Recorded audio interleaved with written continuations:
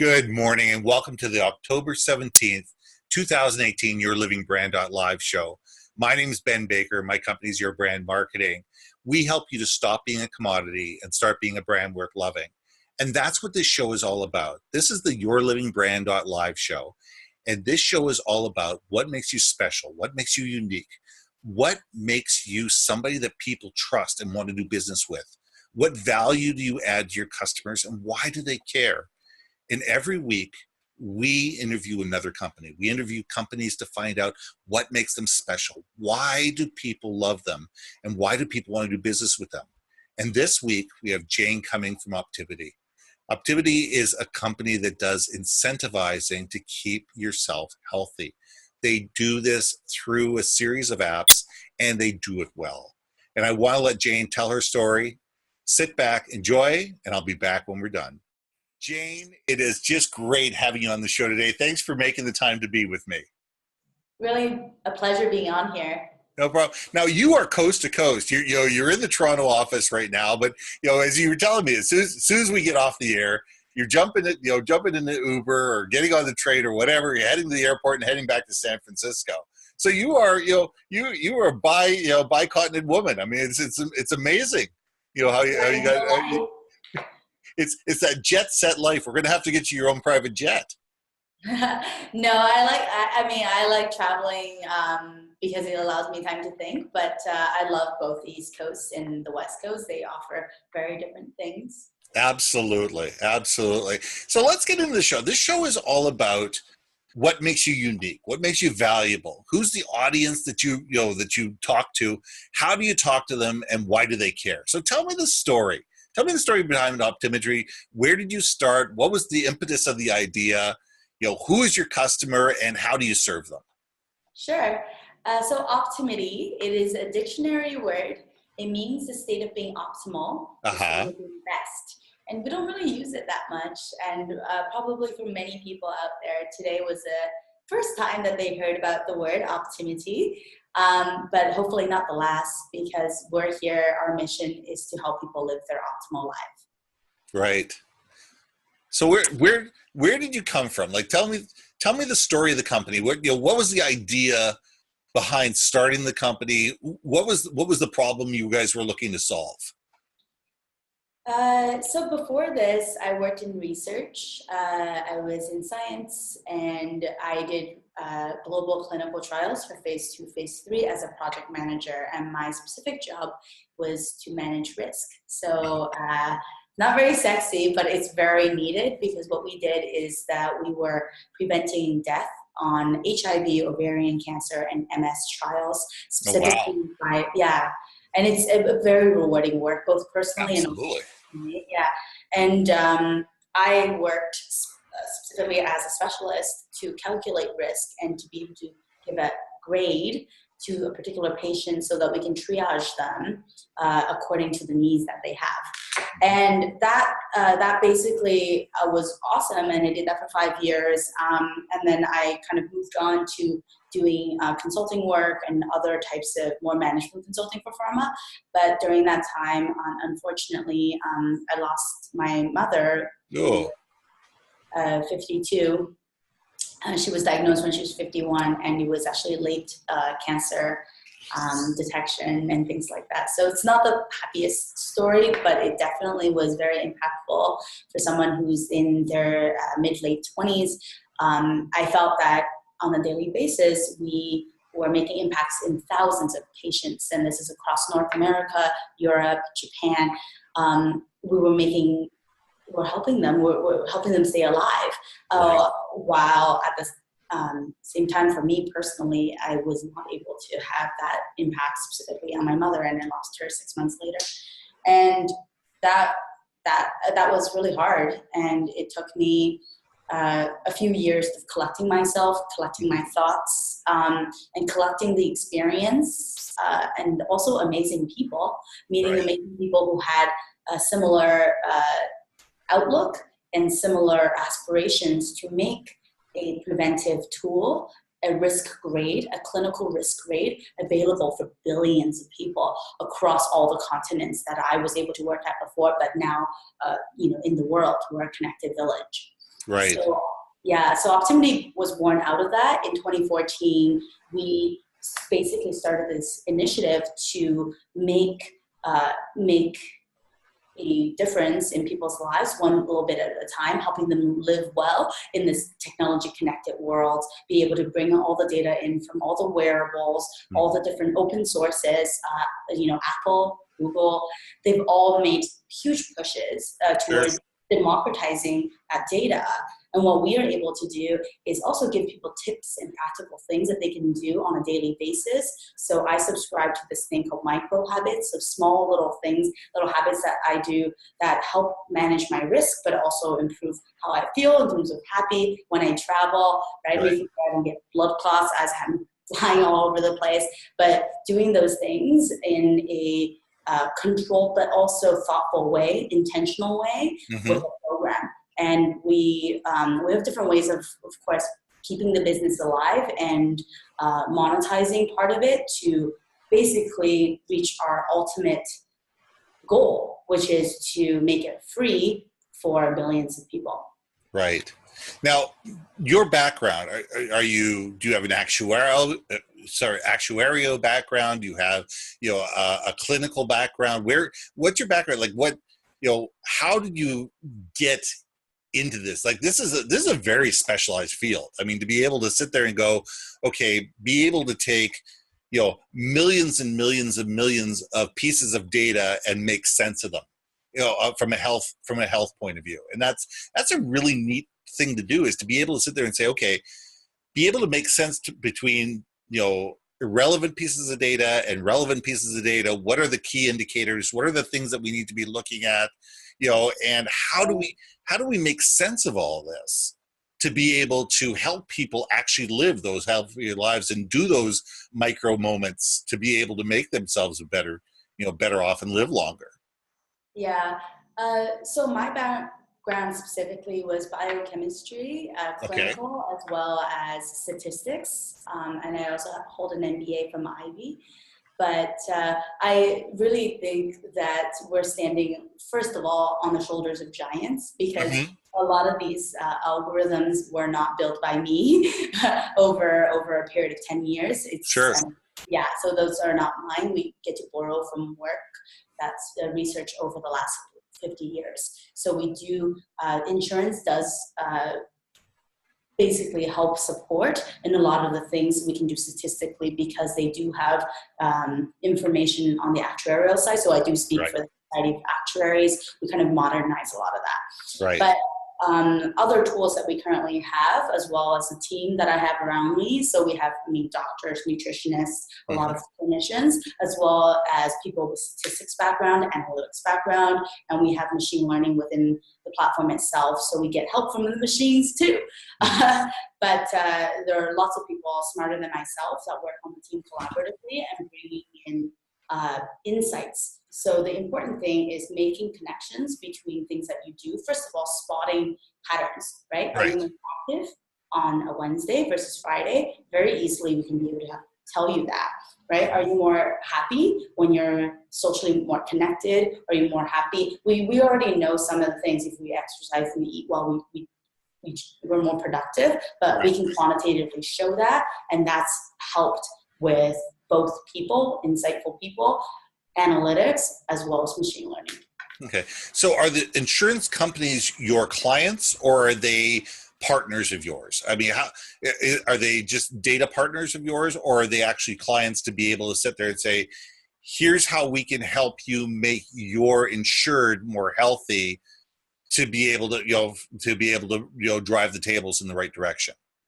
Yeah, so currently we work with 5 carriers, and we call them partners, but they do pay us for the work that we do for them, mostly under either marketing or innovation or distribution, because this is really a new way of connecting with the modern day policy holders. Who are you and I, people in their 20s, 30s, 40s, 50s that care about their own longevity and quality of life. So it's offered as a free benefit for the users to do that. And then for the carriers, you're absolutely right.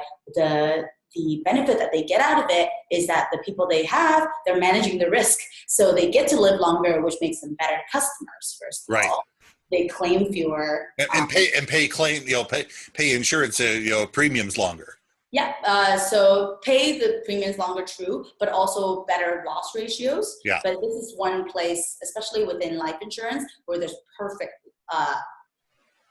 aligned incentives. And actually we're not, so I think you did mention a data partner. We're really not a data partner because the data from the Optimity platform is not transferred to there's no transferring happening. Right. They actually sit separately. So I think that's also a really important point to talk about, because although we're using the data for privacy reasons and all those types of things. Yeah, I think that's really important. Yeah. And when you look at the founding stories behind myself, and also if you look at my two co-founders, who are amazing men that have similar things, we do sit on the side of the user. We're really trying to optimize that experience, make it game-like, make it more fun. It's not really about, so for example, we do not, we definitely never transfer data directly for a particular policy or pricing. But the data that you're looking for, you could care less about Ben Baker as a person. You're looking at Ben Baker as how he fits into the aggregate, is what I was saying. In terms of when you're looking at how you manage people, and correct me if I'm wrong, but when you're looking at data, you're not looking at individual data sets. You're looking at how to looking for trends. You're looking for broad indicators of, say, okay, these are triggers that could cause this. Yes, and so yes, I will clarify that. Yeah. So, for example, for Ben Baker, your personal experience is important. So we're not communicating with you on a one-to-one basis, even though the app will say your first name and things like that. It's not really like someone is sitting there and figuring out all the little things that you do. But what happens is that you will get grouped, similar to Netflix almost. So you will get grouped into other people that also watch the same films.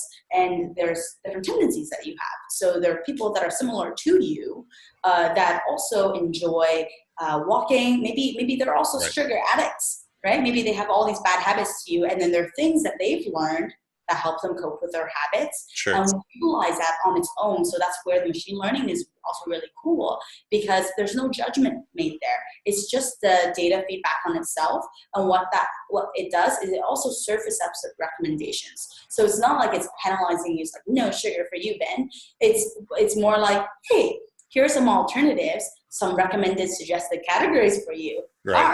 Right? So pick up a fruit. So we're trying to crowd out those bad habits by utilizing learnings across other people similar to you. Mm-hmm.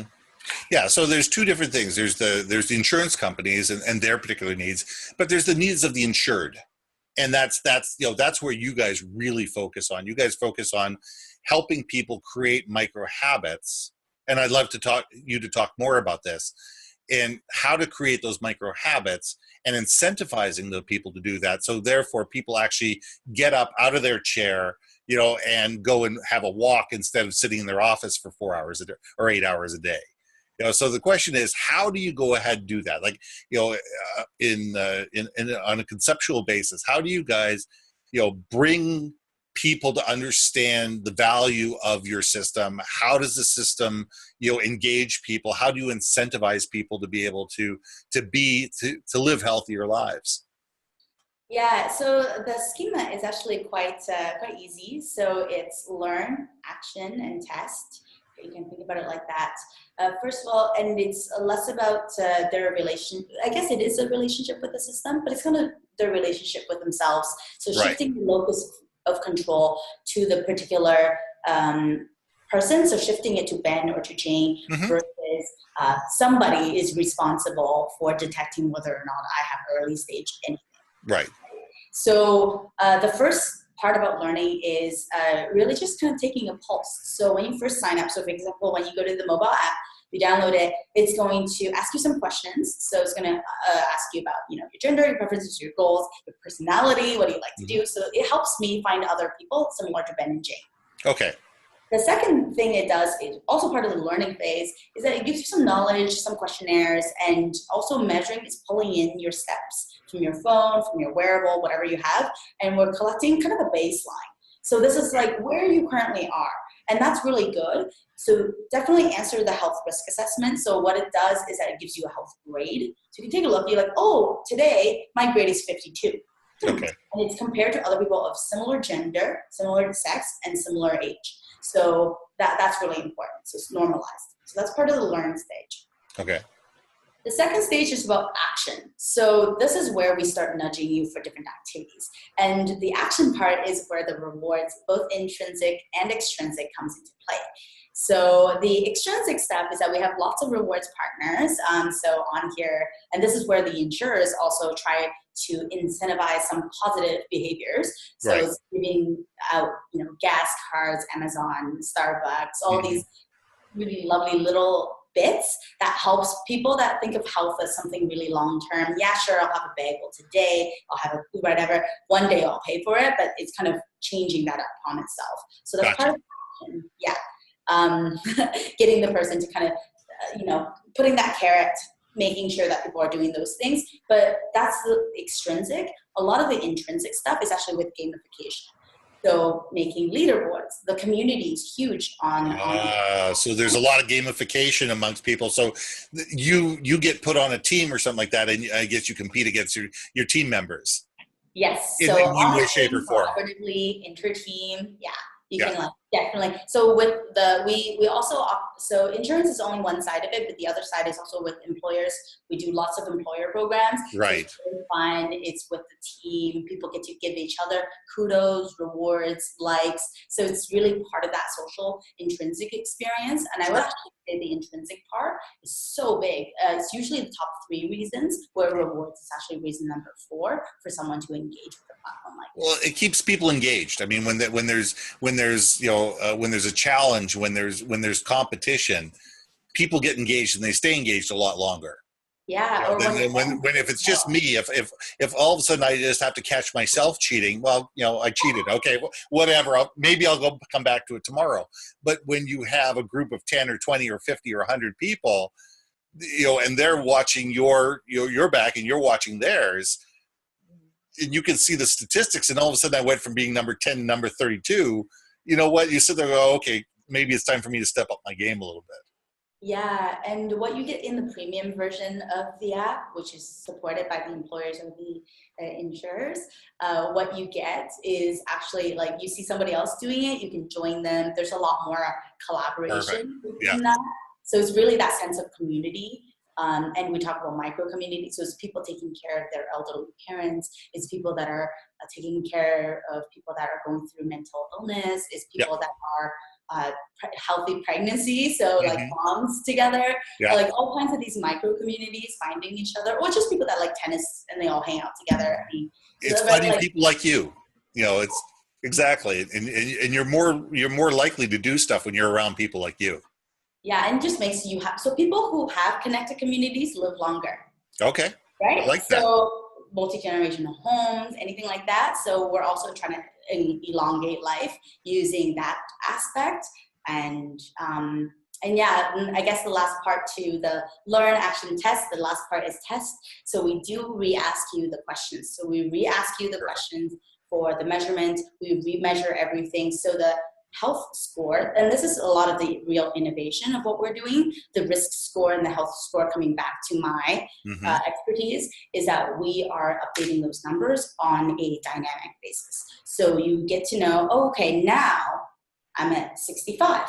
And that means, now I'm at 80 something. What did I change? And it's that whole process of progressing through life and being better every day, better than what you used to be, and optimizing your own routines.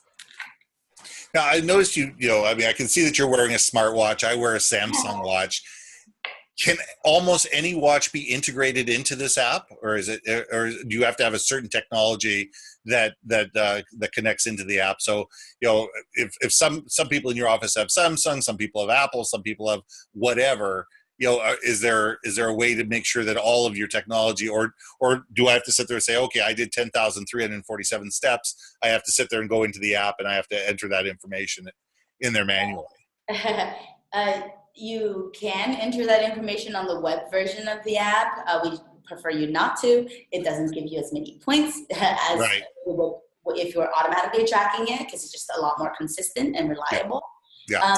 But yeah, you're right. You can do any device. We support 400 different devices out there. Wow. So you can bring Okay. whatever you want. But the most consistent set of devices that we get are your phones directly. Okay. So with your Apple phone or with your Android, Samsung, it comes with its own like Apple Health or Samsung Health and all the stuff. It's all connected directly. And I would say that 70% of our users are using their phone more consistently. And the reason that I wear a device is because also I like notifications on it, but because I don't necessarily have pockets all the time. So my phone is not always with me. So you should take a look at your own behavior and think about what are the best ways that we can consistently look at your behavior and have a good understanding of where you sit accurately for that grade. Yeah, because it's interesting, because when I get to the office, I put my phone down, and I walk up and I might do 3,000 steps in the office or 4,000 steps in the office. But if I wasn't wearing my Samsung gear, I'd never know. Because my phone is sitting there going, thinks that I haven't moved. Yeah, it's like but then so you do something. So as soon as they connect to each other, you're right. They'll ping each other. So so what it does is it takes the data from the health program from Samsung or Apple or whoever, and it imports it in. Okay, so it's so that way you always know you have updated, accurate information. You can do CO2 counts, you can do heart rate monitoring, you can do all that sort of stuff. So it's collecting a large range of data. Yeah, and all opt-in, of course, but I do think that the more you give it, the more accurate the grade is. But a lot of the statistical things we do are things that we've measured for a long time, so don't even worry that much if you only know a few things, right? Like things like waist circumference or weight or, smoking behavior, drinking behavior, things like that. Even if you have those, you're going to be able to still get a grade. Sure. So measure that, and then all the other additive stuff just gets it more accurate. Right, but it's over time. It's not hour to hour, minute by minute. It's day, weeks, months, years, and it's how have you improved over the years? I think that's what a lot of people are so micro obsessed over this stuff that they're going to drive themselves crazy, and that's what it is. It's building realistic expectations for yourself and watching yourself improve over time, and not worrying about am I better today than I was 15 minutes ago. Yeah, I think it really helps people understand habits, because when people say, oh yeah, I'm going to cut out all these things, I'm going to cut out carbs, I'm going to cut out whatever, it's really hard to sustain those changes, which is why the approach of gradual, like almost Twitter size, like little digestible bite-sized things that you slowly integrate more into your life is going to have way bigger impact on your risk than sometimes, going on a flush for a while. Like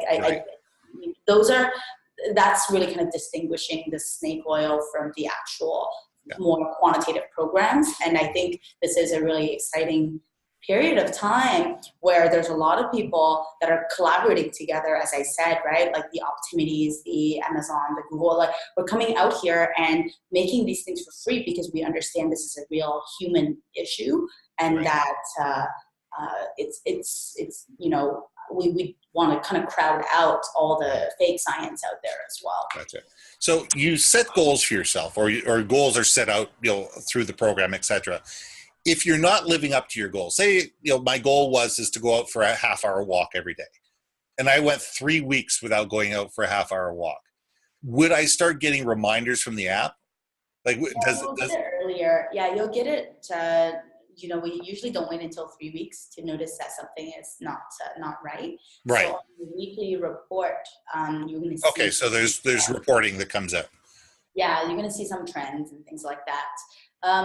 but people do fall off and on. And I think that's also normal. So we talk about, hey, you know, like people sometimes they're like, oh yeah, I broke my watch. I don't have 2 weeks of data, or like I was traveling and I didn't do this, or you know, I went to a bachelor's party and I did all that stuff. That's fine. Yeah. So I think forgive yourself. Life is a sinusoidal wave. Come back. And all the data itself refreshes. So your averages do refresh on a 7-day basis. Gotcha. You can take a look at where you are most currently. So don't think about judgment, because it's just a machine in the background, like giving you some information. It's not getting transferred anywhere else. There's nobody judging you. Just get back on track. You're going to be okay. Yeah. And that's just it. It's letting people know that you can always reset. You can always start again. You can always reform that habit. And it's, you know, and we do. We jump on, we jump off. Everybody does. You know, it's the rare person who just sits there and says, I'm going to run 20 miles a day and runs 20 miles a day for the next 30 years. You know, God love those people. I'm not one of them. You know, but you know, you need to realize that it's all about setting habits and setting goals and setting realistic habits and goals that work for you. And, you know, even if you're making yourself a little bit better every day, it's a little bit better. Yeah. And I think that's the joy of your system, is that you're teaching people that those micro moments, those little things do make a difference. And that I think is a great thing. So I've got one question for you, and I'm going to ask this one question and then I'm going to let you go, because I know you got a plane you got to catch. When you get out of a meeting and you walk, you know, into your car and you drive away, what's the one thing you want people to think about your company when you're not there? What do you want people to think about you guys when you're not in the room? I think what I would love for them to think about is almost selfish. They should be selfish to themselves. Think about what they could do for themselves. Don't bother thinking about Optimity, but have Optimity as first in mind to help them do that. So what we do a lot of times is habit replacement. Okay. So sometimes what people do, that's why people go out for smoking or do all these things, because you're bored. You get bored, and then the first trigger that you have, which is sometimes boredom, you go and reach for that sugary snack, or stress, you go reach for that. But think of Optimity as an alternative. Mm-hmm. So think for yourself first, and we're happy to be there to help you on all the little moments that you have where you're experiencing something bad. We're there. All right. And you said that there's some new beta thing that you guys are working on. I want to make sure that you get that in before we walk out the door. Yeah, definitely. So we were talking a little bit before this. We are definitely a big step towards our overall goal, which is making it free for billions of people out there. Yeah. So as of a couple months ago, we are able to do that. So we're at a place in our company where we can now sponsor free programs. So there is a sponsored program right now on Optimity called Optimity X. So anybody in North America, so that's in Canada and the US, is able to download Optimity and join for free as our gift to you for the next while. And that's, of course, something that we want to keep going. But right now it's also available to everyone. That's phenomenal. And how do people best reach you? Is it better to download the app, or is it better to go to your website and download the app? What's the best way that people can start? Yeah. So as a user, go to myoptimity.com. And that's where you can sign up directly on the website or download the app. If you go to any of your app stores, so iOS, Android, just search for Optimity. And so that's Optimity. And you can download it. For all the open sources, you just sign up with your email. Just make sure it's a real email, because part of it, we give out rewards and it gets sent to your email. That's important. But either way, you can do that, and it's easily searchable in any of the mediums. That's phenomenal, and I'll make sure that I put that website in the email notes, so that way people know how to get in touch with you. Yeah, Jane, thank you very much for being on the show. Really appreciate it. Hang out in the green room for a second. I'm just going to say goodbye to everybody, and I'll be right back. Thanks a lot. And we are off. Oh. It was great having Jane on the show today. She was an absolute pleasure. You know what? It's a wonderful thing when you can take technology, you can utilize it in a way that makes sense, incentivize people, and help them live a healthier life. And I think that's exactly what Jane's product is doing. And I think that it's something you guys should definitely take a look into. But Monday to Friday, 9 to 5, my name is Ben Baker, and my company is Your Brand Marketing. We do keynotes, we do workshops, and we do consulting on brand, message, market, vision, and value. We want to help you tell your story in an effective way. We want people to stop seeing you as a commodity and start seeing you as a brand worth loving. Come join us. We'd love to have you as a client. But every Wednesday at 10 o'clock in the morning, this is the YourLIVINGBrand.live show. Come join us next week. We'd love to see you here.